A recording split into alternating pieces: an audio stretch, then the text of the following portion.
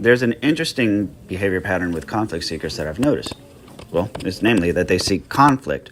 But watch, in the first part of this video, the police officer says, look, ma'am, if they ask you to leave, then you have to leave. There's no way that she can argue with that. So there's a characteristic silence. And then what you'll hear her do is she'll issue a statement with which there can be a fight and an argument over. Ma'am, I'll say, if they ask you to leave, you have to leave. My money's in this bank, and I'm going to take it out. Well, then you have to abide by after the I rules, do that, and you have to have a mask on. Did you catch that? She couldn't fight or argue with that statement. There's no way that she could win big with that. There's no way that she can lose big with that. And so instead, she does what so many conflict seekers do, changes the subject and changes the dialogue and just skips to a different track altogether with something that can be fought and argued over. See, she took control of the conversation by completely ignoring everything he said and issuing a statement of her own, which is confrontational. I'm taking my money out of this bank. No, you're not. Ma'am, I'll say, if they ask you to leave, you have to leave. My money's in this bank, and I'm going to take it out. Well, then you have to abide by after the I do rules, that, and you have to have a mask on. This is a state. It's not. Businesses have the right to refuse service, even if you're not wearing a mask. That's their choice. My money out. Awesome. Well, you need to go and get a mask and then take your money out. You're not allowed to do. I've been waiting. 16 seconds. This police officer argued with her for exactly 16 seconds. And now he's about to stop arguing and take a different strategy altogether. Ma'am, listen, we're going to do this the easy way or the hard way. Now here's the craziest part of the whole video, and if you blink, you'll miss it.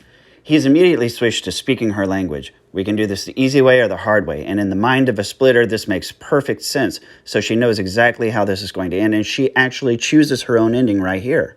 When she says, what are you going to do, arrest me? So when he says we can do this the easy way or the hard way, she instantly processes this as you will not win. And in her mind, what is a loss? Being arrested. And that's the path she immediately chooses. Now, whether she does this consciously or unconsciously, I don't know. I can't say for sure. I don't know the lady. I wasn't there. But when he says you can do this, we can do this the easy way or the hard way, you can tell, right? She chooses to get arrested. What are you going to do, arrest me? Yes, for intruding on premises. That's hilarious. That's exactly what it is. Now pay attention in this next part to her grammar, her word choice, her language. Even though she's a native English speaker, all of a sudden her word choice and her grasp of language just fly out the window. That's because her brain is gearing up for a confrontation. When we get confrontational, excited, emotional, reactive, the cognitive centers of our brain shut down, and that includes language. So her word choice starts to go very askew. Her grasp of the English language goes very askew. It's because she is preparing for the confrontation. Yeah, and you believe in this? I believe in it. Do you believe in this? The laws, yes. Now remember, people, never decide to argue what the law is or is not with law enforcement officers. Just take your day in court and shut the hell up. You have the right to remain silent. Whether or not you have the ability is up to you. The law says that I do not have to wear a mask. There's a common misconception that the definitions of public and private means in your own home or on private property as in owned by an individual, but the definition of public, what's public and what private extend much further than that. If you're out shopping, yeah, you're out in public, but you are also on private property.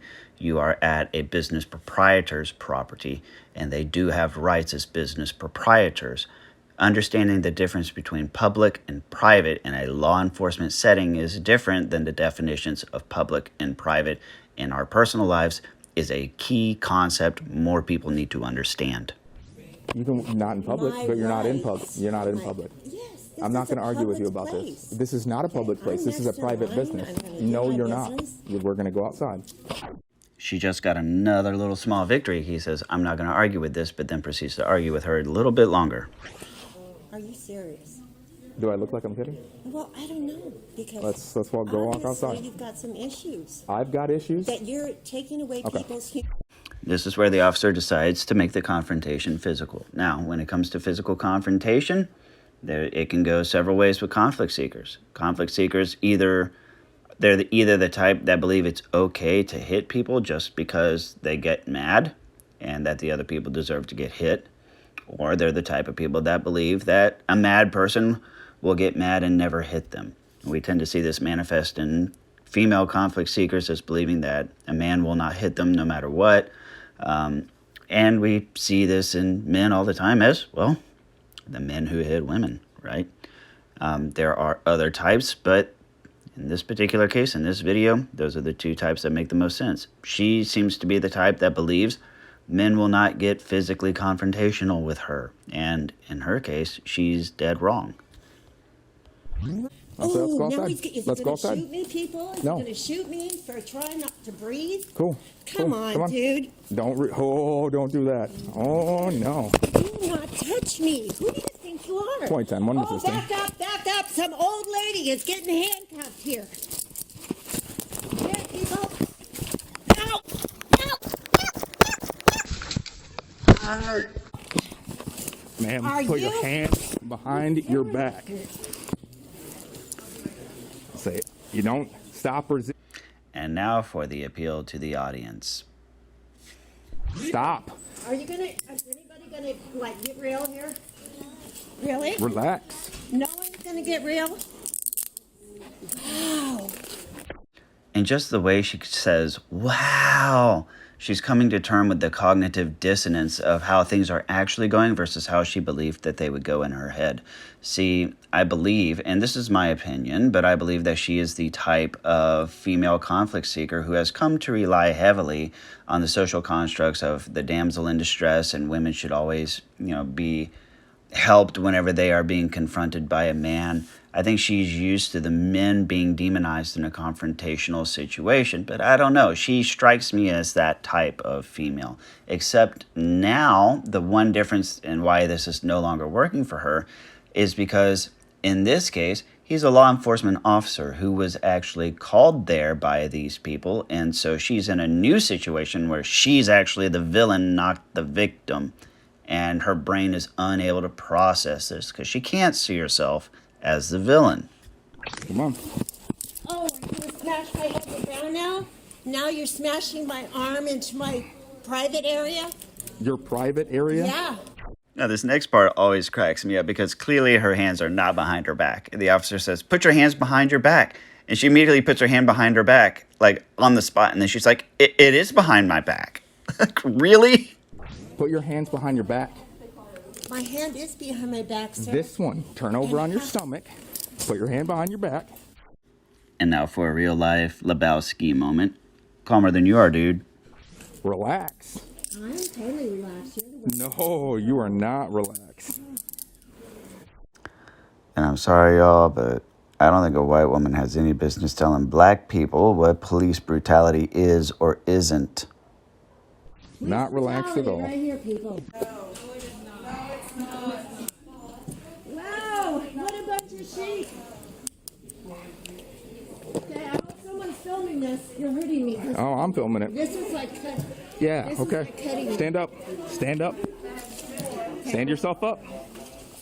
And how do you suggest, sir? I am like a 65-year-old woman here. Okay. Sit What up. are you doing? Stand up. Now, this next part, she speaks some of the worst Spanish I've ever heard. My wife is from Mexico, and her and I actually had a discussion on this next part. She had a different viewpoint than I would have thought of. But this is actually super racist, what she does, because at this point, she thinks all the English speakers aren't going to help her. And she sees some Hispanic people, and she just assumes that maybe they didn't understand her in English. And so now she's trying to speak in Spanish because she just assumes that maybe these people don't understand English. And I would have never thought of that angle as a native English speaker, but it makes total sense now. Ayúdame, por favor. Stand up. Ayúdame, por favor. Are you trying to speak Spanish to people? I do speak Spanish. Okay, well, stand up. The late, great Terrence McKenna tells a story of how, as a child, he created a new word for himself called fardow, F-A-R-D-O-W. And what fardow is it's when a room full of people all collectively feel shame on behalf of one individual in the room. And in this case, this bank is permeated with fart owl. Everyone is feeling the shame of this one woman. Are you happy now, lady? Okay. I'm not happy. Okay, stand up. Stand up. I refuse to listen to the... Come on. You know what? I think She's you getting broke your my stuff. foot. Come on. I think you broke my freaking foot. Okay, I'll call her. And that's my business over there. Yeah, she's gonna pick it up. Come on. We're going outside. One in custody. Wow. Not wearing a mask, people. This is what they do to you. Let's slow everybody down. Okay, I've got my dog in my truck. I got you. Trailer. Oh, fucking course she has an animal trapped in her car. I'm 10-4. Send EMS for a 60-year-old white female. She's complaining of foot pain. Yeah. You Take a broke seat. my damn foot. Take a seat. 49, we're out with him. Okay. Take a seat. Where's your mask? Where's your I'm mask? 6 feet away from you. Oh, well, I was 6 feet away from those people All in right, there, too. in there. Get inside. Come on, you guys. Get Let's get inside. real. Ayúdame, por favor. Stand up. Ayúdame, por favor. Bye, Felicia.